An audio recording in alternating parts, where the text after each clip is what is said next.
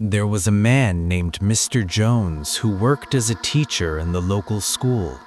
He wasn't married and spent most of his free time reading old books about art and architecture. His favorite pastime was taking trips to visit old churches and other buildings. One day, while leafing through one of his books, he came across a chapter about an old church 15 miles outside of the city that had a very elaborate painting on the wall. Apparently, the painting was from the 12th century and depicted a detailed and intricate vision of hell. Bright and early the next morning, Mr. Jones hopped in his car and drove the 15 miles to the church he had been reading about. He had to walk across a muddy field and climb up the side of a steep hill, but eventually he followed a long path and arrived at the small church, which lay hidden beneath the shade of several ancient yew trees. The old wooden doors of the building opened with a creak, and he stepped inside.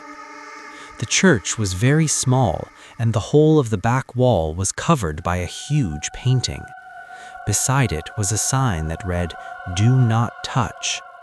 As Mr. Jones grew closer, he realized that it was actually a fresco.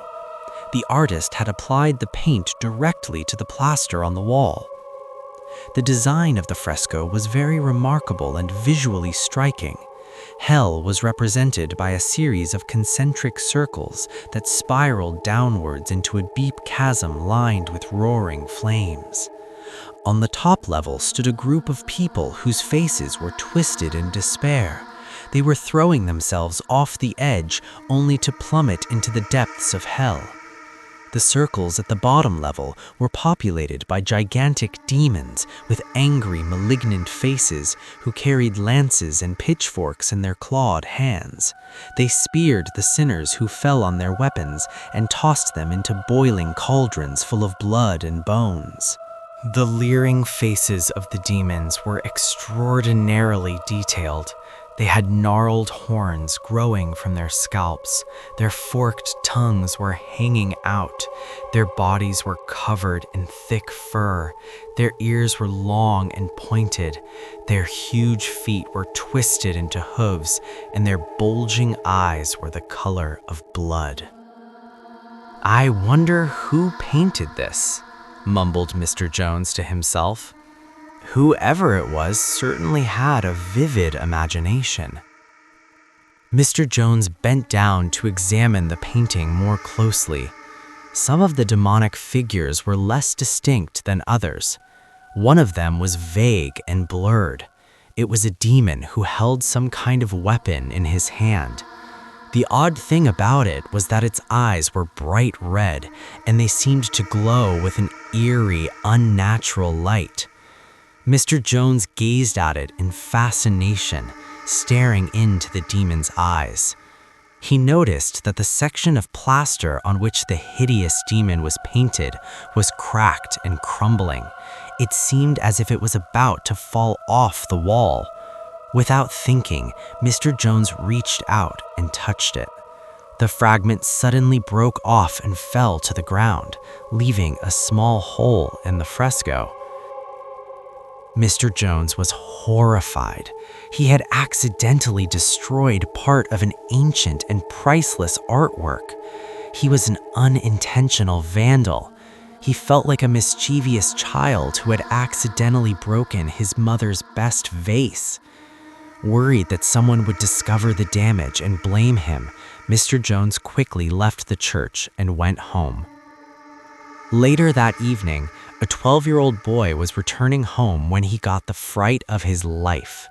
He was walking along the path opposite the old church. It was growing dark, and the path was bordered by thick bushes on both sides. All of a sudden, he heard a rustling noise in the undergrowth behind him. The boy picked up a stone and threw it in the direction of the sound. Just then, something black and hairy emerged from the bushes and, quick as a flash, climbed up into the trees. The boy was shocked and stared up into the branches for a moment. He caught sight of two eyes staring down at him, two horrible, glowing red eyes. Terrified, he ran off down the path and didn't dare to stop until he reached his mother's cottage. That night, as Mr. Jones lay sleeping in his bed, he had a horrible nightmare. He found himself standing in a field in the middle of nowhere. The light was quickly fading, and in front of him there was a great slab of stone which resembled an altar. A number of figures clad in black robes and wearing grotesque masks suddenly appeared and grabbed him. He struggled, but he couldn't escape their clutches. They dragged him to the altar, held up a silver goblet, and forced him to drink from it. Suddenly, one of the figures tore off its mask, revealing the leering face of the demon in the fresco. Mr. Jones awoke in a cold sweat. His heart was pounding, and it took him a long time to calm down and reassure himself that it had all been a dream. The next morning, as he ate breakfast, he wondered what had caused him to have such a strange and disturbing nightmare. Perhaps, he thought, it was the guilt he felt about destroying part of the fresco in the church. After he finished his breakfast, Mr. Jones drove out to the old church again. Leaving his car in the parking lot, he crossed the muddy field, climbed the hill, and walked along the path until he came to the old building. When he arrived, he found a priest sitting in the pews, saying the rosary. Mr. Jones glanced nervously at the fresco, his eyes seeking out the spot where the damage had been done. The light was too dim for him to distinguish any details. Walking over to the priest, he tapped him lightly on the shoulder and asked in a faltering voice, "Could I have a word with you, Father?" The priest looked up in surprise and said, "Yes, what can I do for you?" "It is about the fresco," continued Mr. Jones. "I was in the church yesterday and something happened. There was an accident." "An accident?" repeated the priest in astonishment. "I don't know why I did it, but I touched the fresco." "What? You touched the fresco?" interrupted the priest angrily. He leapt to his feet. "You mean to tell me you didn't see the sign instructing you not to touch it?" "I'm very sorry," said Mr. Jones, hanging his head. "What damage did you do?" asked the priest, trying not to lose his temper. He walked over to the fresco and gazed at it anxiously. "You see, there was a piece of the fresco that seemed to be detached from the wall," said Mr. Jones. "It was a piece with a demon painted on it, that piece over there." He pointed to the gap in the fresco where the plaster had fallen off. Then he stared at the piece of plaster that was lying on the floor. Where was the demon? The section of plaster was completely blank. "It's gone!" exclaimed Mr. Jones in amazement. He picked up the piece of plaster and turned it over in his hands, but there was nothing on either side. The priest grabbed the fragment of plaster and yelled, "Don't touch it, you idiot! You'll only do more damage!" He was shaking with rage and seemed as if he was about to strike Mr. Jones. "Damn fool!" shouted the priest. "Get out of my presence! How dare you destroy this priceless work of art!" With that, he grabbed Mr. Jones by the scruff of the neck and hustled him out of the church.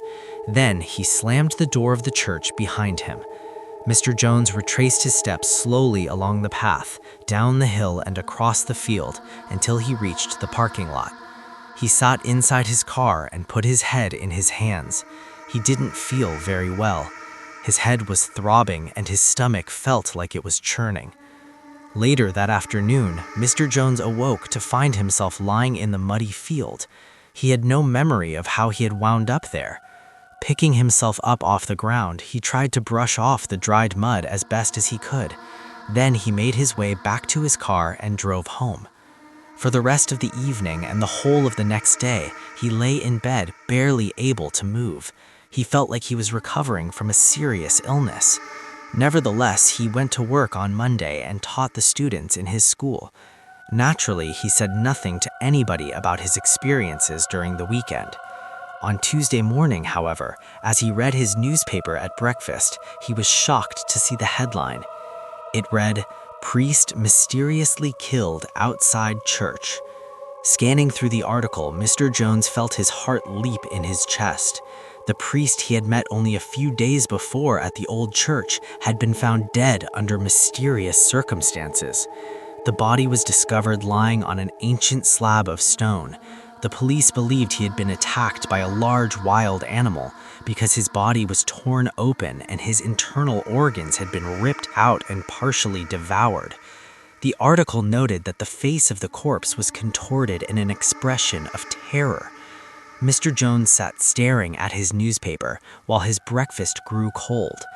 When he looked down at his hands, he noticed that there was something dark and red caked under his fingernails.